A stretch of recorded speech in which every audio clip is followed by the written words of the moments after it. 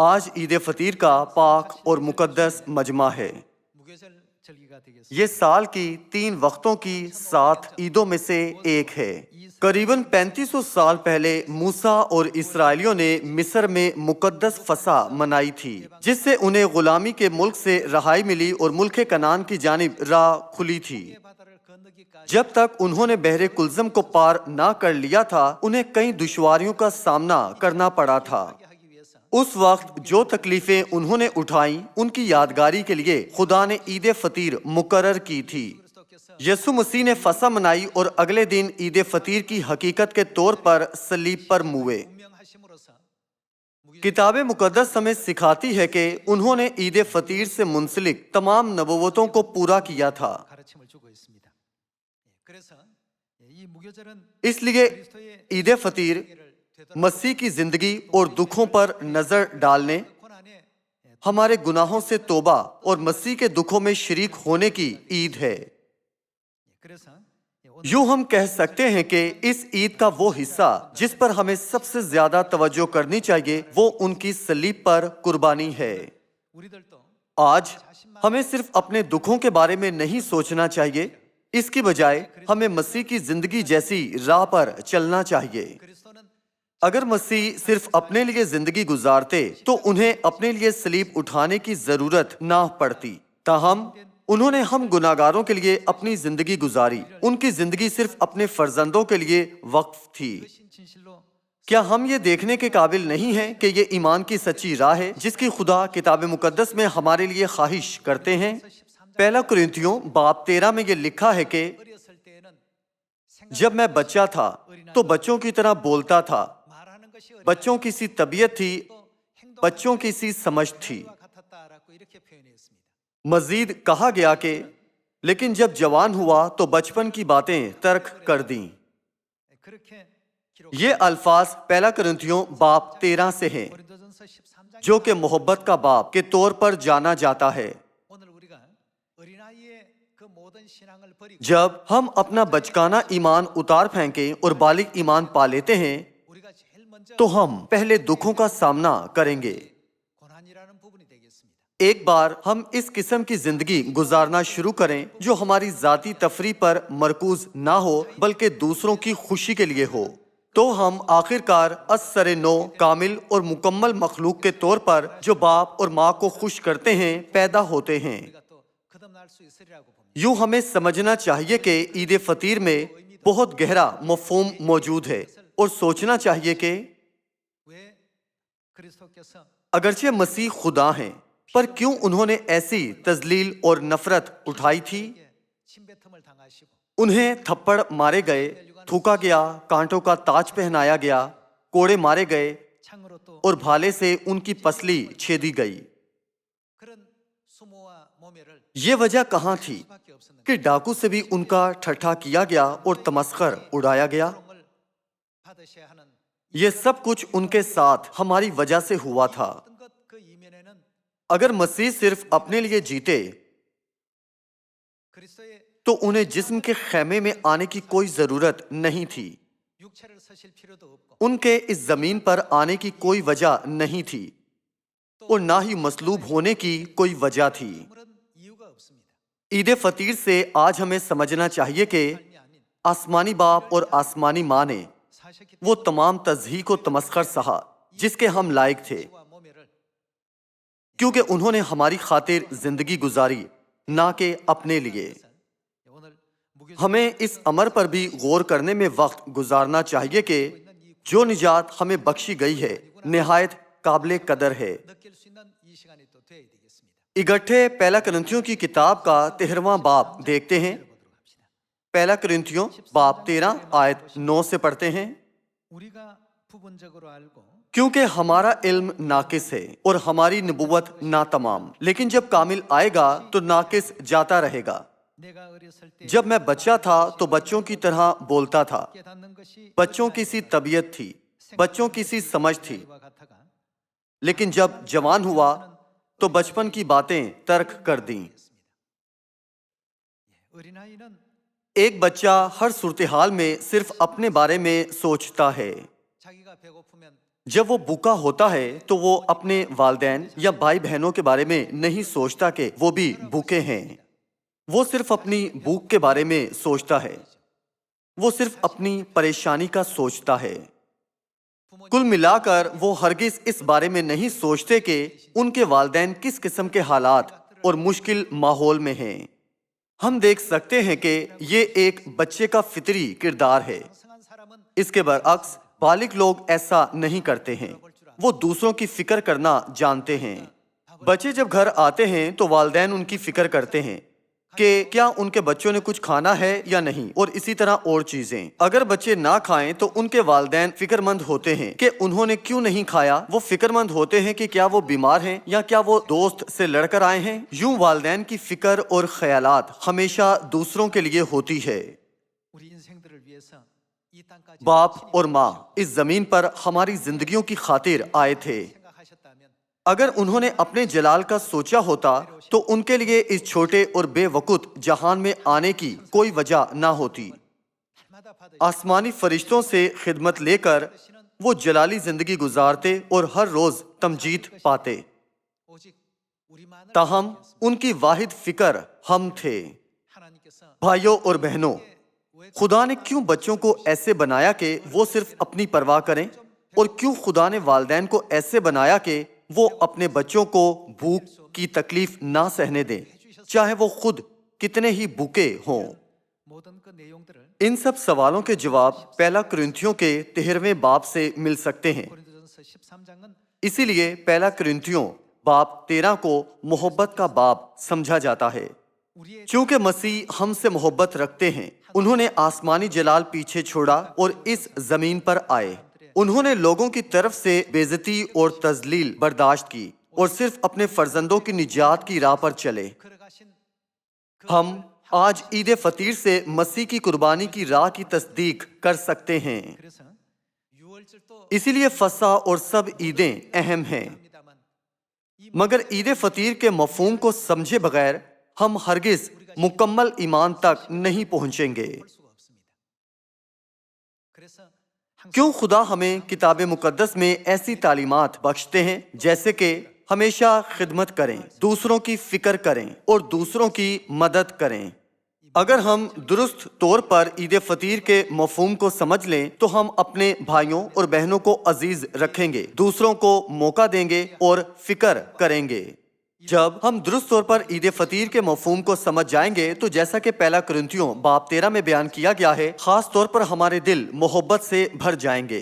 आज से हमें अपने बचकाना ईमान को उतार फेंकना चाहिए जो कहता है कि जो भी हो सिर्फ मेरे लिए। इसके बरअक्स हमें सोचना चाहिए कि हमारे आसपास मौजूद हमारे अराकीन के लिए हम क्या कर सकते हैं, मुझे उन्हें क्या देना चाहिए।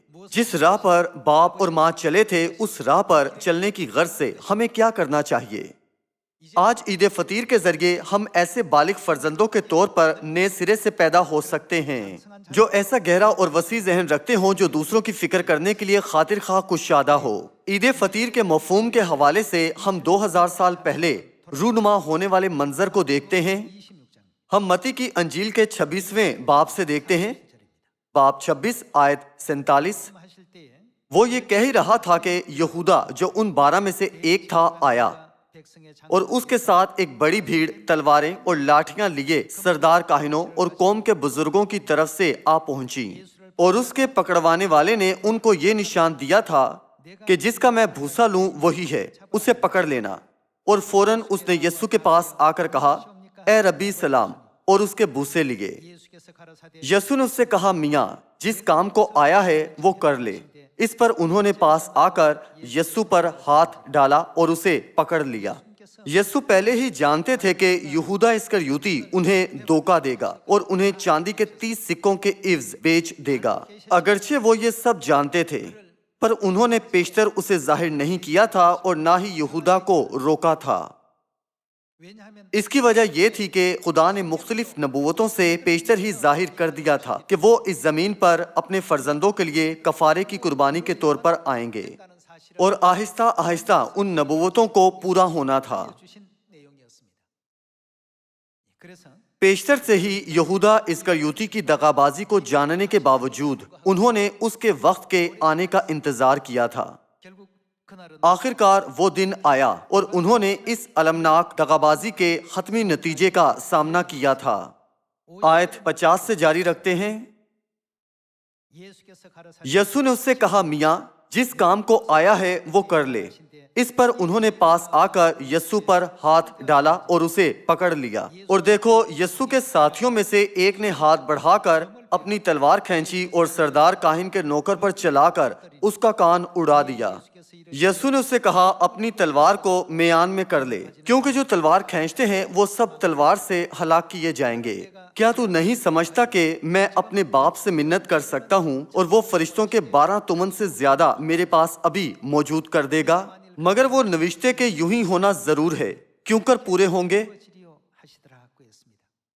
یسوع سب کچھ کر سکتے ہیں، مگر یسایہ نبی کے وسیلے لکھی نبوتوں کے مطابق بنیادی طور پر سب کچھ ہماری خطاؤں کے سبب ہوا تھا کہ انہوں نے صلیب کی سزا سہی، مصیبتیں اٹھائیں اور اپنے آپ پر ہر طرح کا دکھ و غم برداشت کیا۔ یہ سب ہمارے گناہوں کے باعث ہوا تھا۔ مسیح نے خود غرضی کی زندگی نہیں گزاری جو صرف اپنی ذات پر مرکوز رہی ہو۔ انہوں نے صرف اپنی فکر نہیں کی تھی، وہ خود ہماری نجات کے لیے اور ہمارے روشن مستقبل کے لیے قربانی کی راہ پر چلے تھے۔ آج عید فطیر ہمارے لیے بہت اہم اور بامعنی دن ہے۔ ہمیں یہ سوچتے ہوئے عزم کرنا چاہیے کہ میں اپنے گرد ہر ایک کے لیے اور نوع بشر کی خاطر کیا کروں گا۔ ہمیں صرف اپنی ذاتی تکلیفوں کو کم کرنے پر توجہ نہیں کرنی چاہیے، اس کے برعکس ہمیں غور کرنا چاہیے کہ میں اپنے ارد گرد تمام صیون کے خاندانی اراکین کے لیے کیا کر سکتا ہوں۔ بعض اوقات ہمیں دوسروں کو موقع دینے کی ضرورت ہوگی اور بعض اوقات ہمیں صابر اور مہربان ہونے کی ضرورت ہوگی۔ دیگر اوقات میں ہمیں خدا کا کلام اور کئی اور باتیں سکھانے کی ضرورت ہوگی۔ ہم سمجھ سکتے ہیں کہ مسیح نے صرف اپنے لیے زندگی نہیں گزاری تھی اور نہ ہی اپنی تفریح کے لیے، بلکہ ایسے شخص کے طور پر جس نے اپنے آپ کو دوسروں کے لیے دے دیا اور ہماری نجات کے لیے اپنی خوشی کو ترک کر دیا۔ یہ سب تعلیمات اس مقدس عید فطیر میں موجود ہیں۔ ہمیں عید فطیر کے مفہوم کو درست طور پر سمجھانے کے لیے یسوع نے کہا، مگر وہ نوشتے کہ یوں ہی ہونا ضرور ہے، کیوں کر پورے ہوں گے۔ یسوع پہلے ہی جانتے تھے کہ انہیں دھوکہ دیا جائے گا، پھر بھی انہوں نے یہودا کو اپنا شاگرد بنایا تھا۔ انہوں نے اسے اپنے قریب رکھا اور اس کی پرواہ کی۔ ایسی زندگی گزارنا بہت دشوار ہوتا ہے۔ ایسے شخص کو جو آخر کار انہیں نقصان پہنچانے کو تھا اپنے ساتھ رکھ کر بھی مسیح نے اس پر اپنی محبت ظاہر کی اور اس پر اپنا فضل نازل کیا۔ خدا کے سوا دنیا میں ایسا کوئی نہیں جو یہ جانتے ہوئے بھی ایسے زندگی گزارے۔ کتنی بار ہم نے اس محبت کو رد کیا اور حتیٰ کہ صیون میں اپنے عزیز بھائیوں اور بہنوں کو یہ فضل دکھانے سے قاصر رہے تھے۔ ہمیں مکمل طور پر سمجھنا چاہیے کہ ہماری خاطر مسیح نے ایسی زندگی گزاری تھی۔ جیسا کہ ہم عید فطیر کے مفہوم کو سمجھتے ہیں تو ہمیں محض ان کی مصلوبیت پر ہی توجہ مرکوز نہیں کرنی چاہیے۔ یسوع مصلوب ہونے کے لمحے تک بھی ان کے ذہن میں کیا چل رہا تھا اور کس قسم کے خیالات ان کے ذہن میں تھے، ہمیں آج اس معاملے پر غور کرنا چاہیے۔ پولس رسول نے بھی اس بات کو سمجھ لیا تھا اور کہا تھا کہ کون ہمیں مسیح کی محبت سے جدا کرے گا؟ اب سے میں مسیح کے علاوہ کسی کو اپنے اندر نہ رہنے دوں گا۔ یوں ہم پولس رسول کی زندگی کو دیکھ سکتے ہیں جس نے اپنے آپ کو مسیح کی خدمت کے لیے وقف کر دیا تھا۔ ہمیں اس عید فطیر کو فقط روزہ رکھنے کا دن خیال نہیں کرنا چاہیے یا ایسا دن جب ہم کھا نہ سکیں یا ٹھیک سے سو نہ سکیں۔ اس کے برعکس ہمیں مسیح کے دکھوں کا خیال کرنا چاہیے۔ یہ محض ایسا دن نہیں جب ہم بھوک اور نہ سونے کی وجہ سے بے آرامی محسوس کرتے ہیں۔ ہمیں سوچنا چاہیے کہ صیون میں میرے آس پاس موجود بھائیوں اور بہنوں کے لیے کتنا زیادہ دشوار اور دردناک ہوتا ہوگا۔ ہمارے آسمانی باپ نے اور آسمانی ماں نے کتنی زیادہ دشوار زندگی گزاری ہوگی۔ انہوں نے ایسی زندگی ہمیں گناہوں کی معافی اور نجات بخشنے کے لیے گزاری ہے۔ عید فطیر کے پورے دن ہمیں عید کے مفہوم پر غور کرنے کے لیے قابل ہونا اور مکمل شعور پانا چاہیے۔ मती की अंजील के 26वें बाब से पढ़ना जारी रखते हैं। आयत 59 में यूं मरकूम है कि और सरदार काहिन और सब सदर अदालत वाले यस्सु को मार डालने के लिए उसके खिलाफ क्या ढूंढने लगे? झूठी गवाही ढूंढने लगे। उन्होंने यस्सु के खिलाफ झूठे सबूत गढ़कर इस किस्म की साजिशें बनाई। उन्होंने तोहमतें लगाई, झूठे इल्जाम लगाए और मसीह की निस्बत कुफर बका। अगरचे वो ये सब कुछ जानते थे, पर उन्होंने सब्र से हर बात बर्दाश्त तो कबूल की। झूठी गवाही ढूंढने लगे। आयत 60 से देखते हैं, मगर ना पाई, गो बहुत से झूठे गवाह आए, लेकिन आखिरकार 2 गवाहों ने आकर कहा कि इसने कहा है, मैं खुदा के मकदस को ढा सकता और 3 दिन में उसे बना सकता हूँ। और सरदार काहिन ने खड़े होकर उससे कहा, तू जवाब नहीं देता, ये तेरे खिलाफ क्या गवाही देते हैं? मगर यस्सु खामोश ही रहा।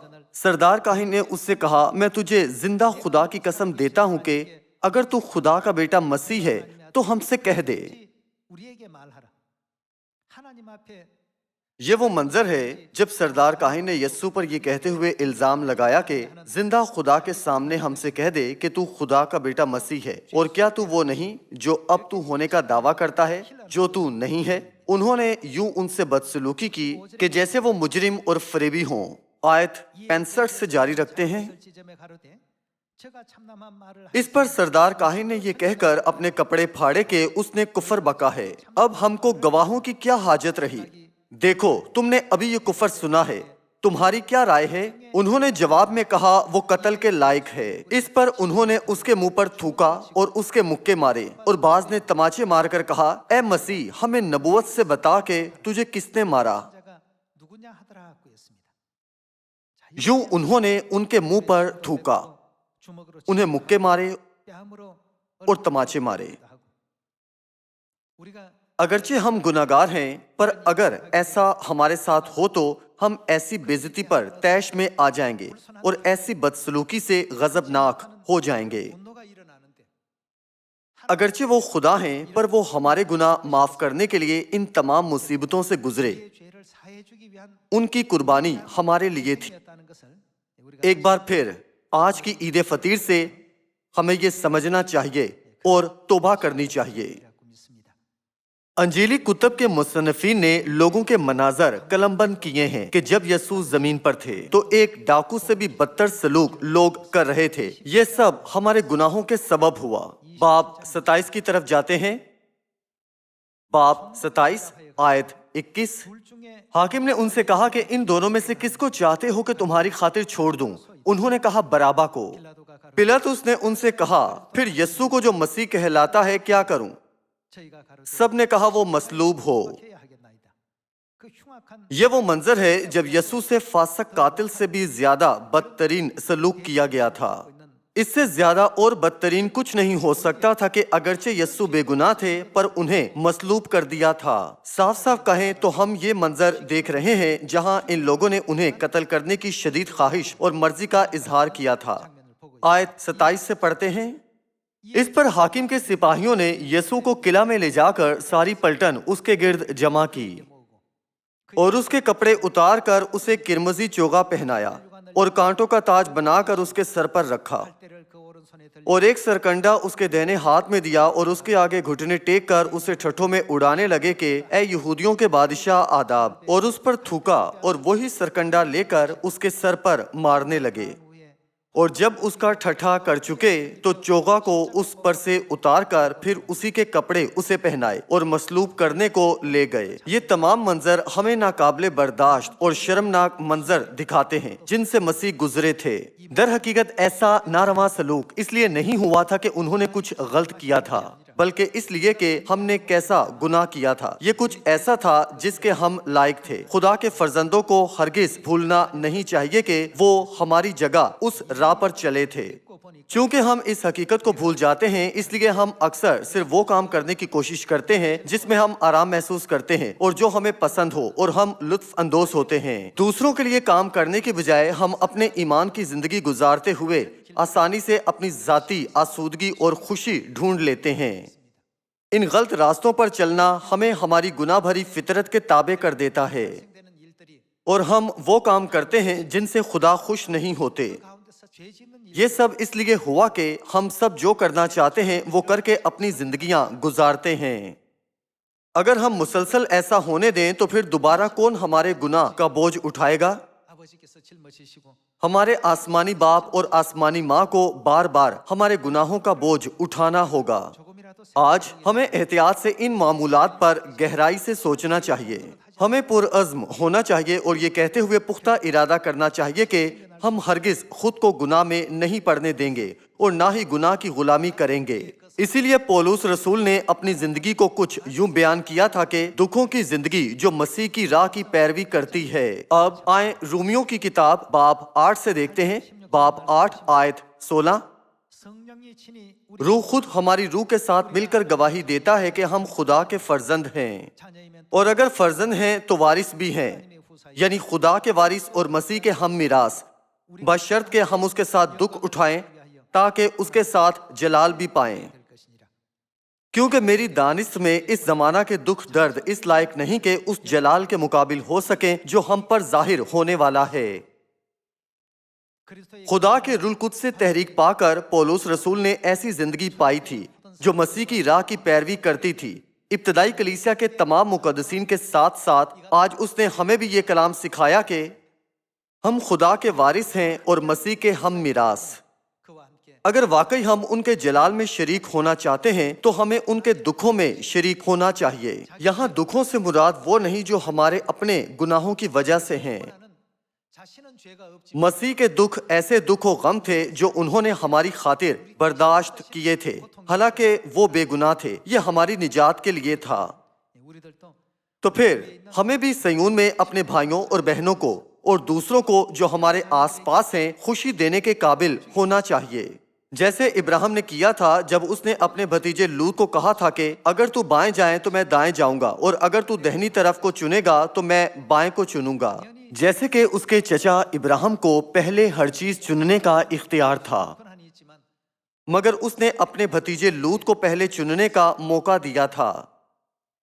بھائیوں اور بہنوں، ان تمام مناظر و کہانیوں کو جو کتاب مقدس میں درج ہیں دیکھتے ہوئے ہم بچکانہ ایمان والوں اور بالغ ایمان والوں کے بیچ مقابلے کی جھلک دیکھ سکتے ہیں۔ بیج بونے کے پیچھے کسان کا اصل مقصد یہ ہوتا ہے کہ بیج اگے اور بڑھے اور خزاں میں کٹائی کر سکے۔ اس کا موازنہ روحانی کھیتی سے کریں تو خدا ہم سب سے چاہتے ہیں کہ ہم جلد بالغ ہوں۔ وہ چاہتے ہیں کہ فصل جلد از جلد پک جائے۔ وہ نہیں چاہتے کہ ہم چھوٹی کونپلوں کی مانند ایمان رکھیں۔ خدا چاہتے ہیں کہ ہمارا ایمان بالغ ہو جائے۔ اس کے باوجود ہم میں سے اب تک اکثروں کا ایمان بچوں کا سا ہے۔ ہم میں سے بعض بالغ بننا نہیں چاہتے اور بڑے نہیں ہونا چاہتے، تو پھر ہمارے برے کاموں کا کیا نتیجہ ہوگا؟ اسی لیے ہم سب کو بالغ ہونے کے لیے بڑھنا اور تبدیل ہونا چاہیے، مسیح کے دکھوں کی راہ پر چلتے ہوئے جن پر مسیح چلے تھے۔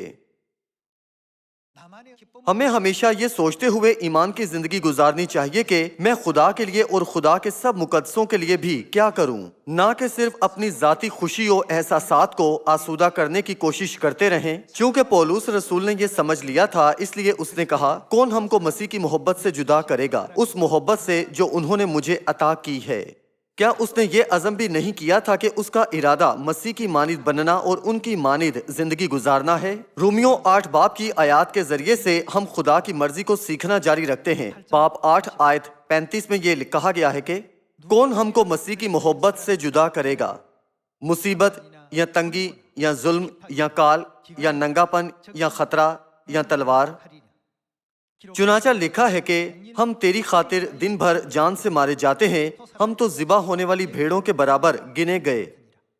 مگر ان سب حالتوں میں اس کے وسیلے سے جس نے ہم سے محبت کی، ہم کو فتح سے بھی بڑھ کر غلبہ حاصل ہوتا ہے۔ کیونکہ مجھ کو یقین ہے کہ خدا کی جو محبت ہمارے خداوند مسیح یسوع میں ہے، اس سے ہم کو نہ موت جدا کر سکے گی نہ زندگی، نہ فرشتے، نہ حکومتیں، نہ حال کی نہ استقبال کی چیزیں، نہ قدرت، نہ بلندی، نہ پستی، نہ کوئی اور مخلوق۔ پولس رسول مکمل طور پر خدا کی لازوال، سچی اور پاک محبت کو سمجھ گیا تھا۔ اس نے وجہ کو سمجھ لیا تھا کہ کیوں مسیح کیلوں سے جڑے گئے اور کیوں انہوں نے اپنی مخلوق کے ہاتھوں تضحیک و تمسخر کو خاموشی سے برداشت کیا تھا، حالانکہ وہ قادر مطلق خدا تھے۔ آخرکار پولس رسول ادراک کر سکا تھا کہ خدا کے پاس ایسی مصیبتوں پر غالب آنے کی قادر قوت موجود ہے، پر انہوں نے فقط ہمارے لیے سب برداشت کیا تھا۔ یہ سمجھتے ہوئے اس نے خود بھی 1 کم 40 کوڑے کھائے، اور پھر بھی اسے کوئی تکلیف کی بات نہ گردانا تھا۔ وہ مسیح کی منادی کرتے ہوئے قید میں ڈالے جانے سے نہ گھبرایا تھا، وہ صرف اپنے آپ پر توجہ دینے والی زندگی پر غالب آیا تھا اور اندرونی سکون کے مرحلے تک پہنچ چکا تھا جہاں اس دنیا کی کوئی چیز اسے اسیر نہیں کر سکتی تھی۔ اپنی ذاتی آسودگی کے لیے زندگی گزارنے کے بجائے وہ اپنے ایمان کو اس درجے تک لے گیا تھا جہاں وہ سمجھ گیا تھا کہ کیسے مسیح کی موضوع طور پر خدمت کرے۔ اس نے اپنے لیے نہیں بلکہ خدا کے لیے زندگی گزاری تھی۔ آج جبکہ ہم مقدس عید فطیر منا رہے ہیں تو یہ ہمیں اس ایمان کی یاد دلاتی ہے۔ عید فطیر صرف اس لیے منائی نہیں جاتی کہ آج ہم محض عبادت کر لیں۔ اس عید کو درست طور پر منانے کی غرض سے ہمیں ویسا ہی ایمان رکھنا چاہیے جیسا پولس رسول کا تھا۔ اس نے پر اعتمادی سے کہا تھا کہ کون ہمیں مسیح کی محبت سے جدا کرے گا۔